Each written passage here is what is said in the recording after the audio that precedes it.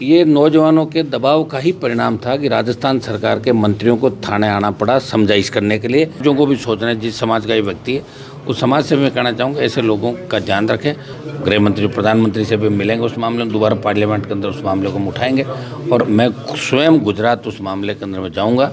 आवश्यकता पड़ी तो जंतर मंतर पे भी बड़ी रैली हम आने वाले दिनों के अंदर करेंगे। राजकुमार जाट के परिवार को न्याय दिलाएंगे। मुख्यमंत्री जी तो है या नहीं है पता ही नहीं चल रहा राजस्थान में, मुख्यमंत्री जी भी है क्या, और नए विपक्ष है कानून व्यवस्था के उनको लेके बड़े आंदोलन राजस्थान के अंदर हम करेंगे दोबारा। कुछ बच्चों को चोटें भी आई, वो बात हमने सरकार से भी करी है। उनमें जो तेजाजी महाराज की मूर्ति रात को खंडित की गई और उसके बाद सर्व समाज और जाट समाज के नौजवान, आरएलपी के कार्यकर्ता, तमाम लोग वहाँ पहुँच गए थे और मैं दिल्ली था और मैंने इनको संयम बरतने की बात की, संयम भी बरता और मुलजिम पकड़ने की पहली मांग थी कि मुलजिम पकड़ा जाए, इनके खिलाफ किस तरह का आपराधिक कृत्य दर्ज नहीं हो और एफआईआर और 3-4 इशू दोबारा ऐसी घटनाओं की पुनरावृत्ति राजस्थान के अंदर नहीं हो।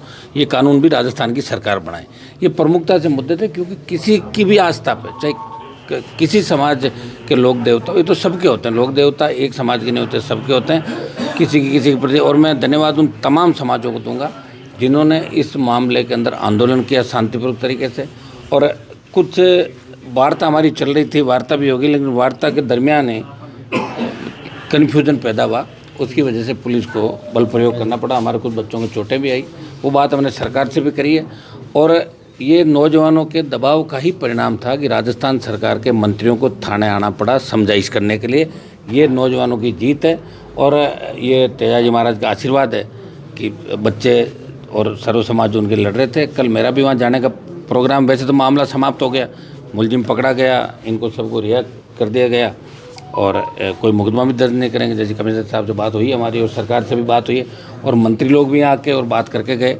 तो मैं इसके अंदर पूरी जीत इनके संघर्ष की जीत है कि इन्होंने मौके पे जाके लड़ाई लड़ी, संघर्ष किया और अन्याय के खिलाफ हमें हमेशा लड़ते रहना। ये बात मैं हमेशा नौजवानों की सीख देता रहता हूँ और आगे भी हम अन्याय के खिलाफ राजस्थान में लड़ते रहेंगे। लोकसभा चुनाव के बाद पेपर लीक की जो घटनाएं राजस्थान के अंदर हुई, दूसरे जो कानून व्यवस्था के उनको लेके बड़े आंदोलन राजस्थान के अंदर हम करेंगे दोबारा। सर, कल आप जाने के लिए वहाँ कह रहे थे अभी तो, लेकिन वहाँ जाएंगे, लोगों से जानेंगे कि क्या हुआ था कल? आज बात कर लेंगे इन सब लोगों से एक बार जाने के बाद। लगता है ये कोई सोची समझी साजिश है या फिर जो पुलिस प्रशासन बता रहे हैं कि ये तो मानसिक रूप से पीड़ित था टाइप? झूठ इसका तो मैं नहीं कह सकता, लेकिन ऐसी घटनाएं अगर किसी भी समाज का कोई व्यक्ति करता है तो गलत है और इनको हम लोग किसी तरह का जो भी करता है उन समाजों को भी सोचना है, जिस समाज का ये व्यक्ति है उस समाज से मैं कहना चाहूँगा ऐसे लोगों का ध्यान रखें।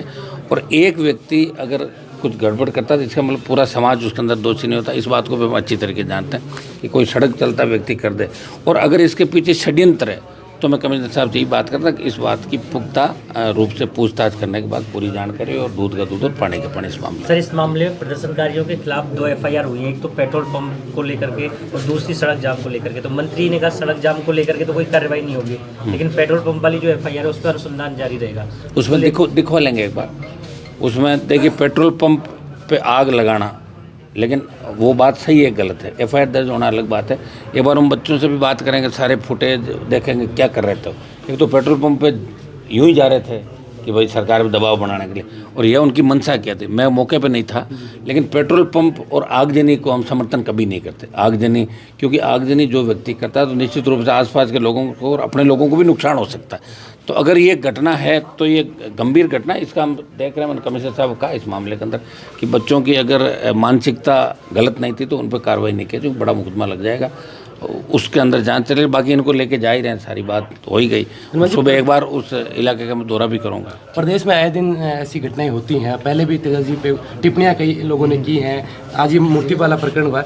क्या कानून व्यवस्था में ऐसे सुधार किए जाएं कि ऐसी घटनाएं पुनरावृत्ति नहीं? कानून व्यवस्था तो 1980 से लेकर अभी तक एक बार कांग्रेस है, एक बार बीजेपी, यही हालत रहेंगे राजस्थान के जब तक क्षेत्रीय पार्टी नहीं बनेगी।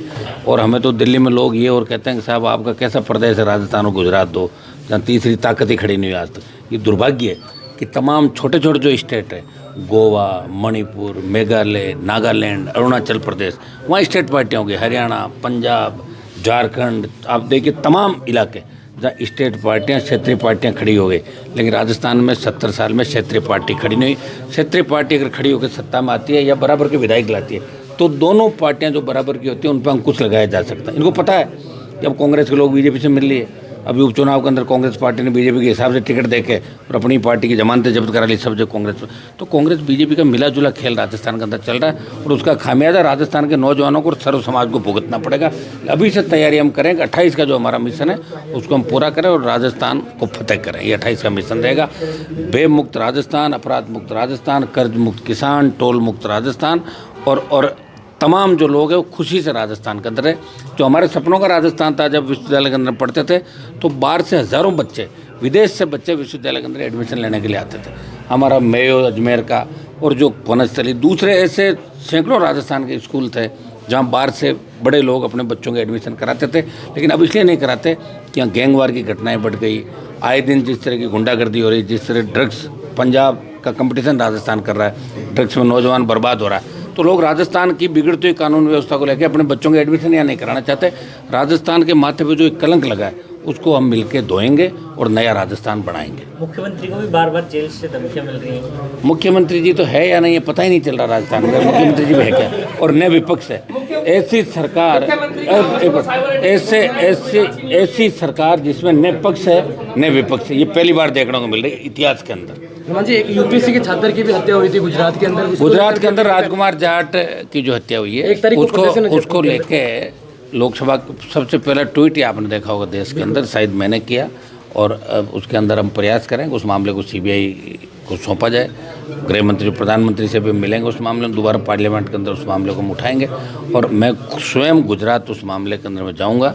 आवश्यकता पड़ी तो जंतर मंतर पे भी बड़ी रैली हम आने वाले दिनों के अंदर करेंगे। राजकुमार जाट के परिवार को न्याय दिलाएंगे। उसके हत्या के पीछे जो लोग हैं, जो बाहुबली है, वो सब सलाखों के पीछे जाएंगे।